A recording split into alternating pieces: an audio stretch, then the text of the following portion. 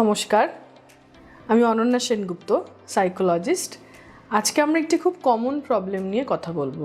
ঘুম, যেটা আমাদের শরীরের জ্বালানি, সেটা যদি আমাদের না শরীরে থাকে আমরা কিন্তু সারাদিন দৌড়ে পারবো না।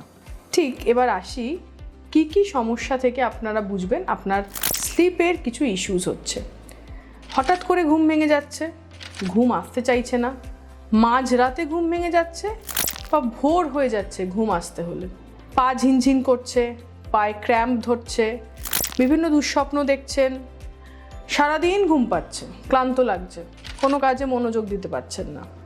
বাচ্চারা কখনো ঘুমের মাঝে ইরিটেট হয়ে ঘুম থেকে উঠে পড়ছে, চিৎকার করছে।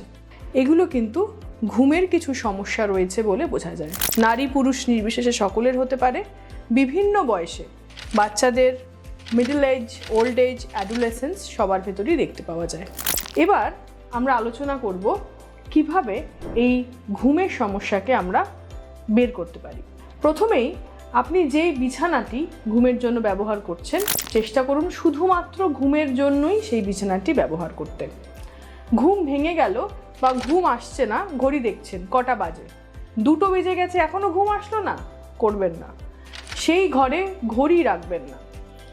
মোবাইল, এই যন্ত্রটিকে নিয়ে বিছানায় যাবেন না, বা মাথার পাশে বা মাথার পিছনে মোবাইলকে রাখবেন না। যখন ঘুম আসছে না, 15 মিনিট হয়ে যাওয়ার পরেও বিছানায় শুয়ে থাকার পর বিছানা থেকে উঠে পড়ুন। ঘুম আসছে না বলে কোনো রকম নেশা, চা, সিগারেট, কফি বা কোল্ড ড্রিঙ্কস এরম কোনো জিনিস খাবেন না। যখন দেখছেন ঘুম আসছে কিন্তু ঘুম পাচ্ছে না, সেইটা নিয়ে আলোচনা বা সেটা নিয়ে চিন্তা করবেন না। যখন ঘুমের সমস্যা হচ্ছে, সেই ঘুমের সমস্যা নিয়ে যখনই ইচ্ছে হচ্ছে বাড়িতে যা মেডিসিনস থাকছে সেটা নিয়ে নিচ্ছেন, সেটা কখনোই করবেন না। একটি ফিক্সড ঘুমের শিডিউল রাখুন।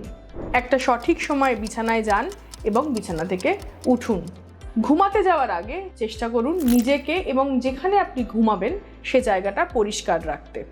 এছাড়াও যদি অন্য রকম ঘুমের সমস্যা, নাইটমেয়ার বা স্লিপ প্যারালিসিস বা অন্য কোনো ঘুমজনিত সমস্যা হয়, চেষ্টা করুন মনোবিদ বা মনোচিকিৎসকের সাহায্য নিতে। ধন্যবাদ।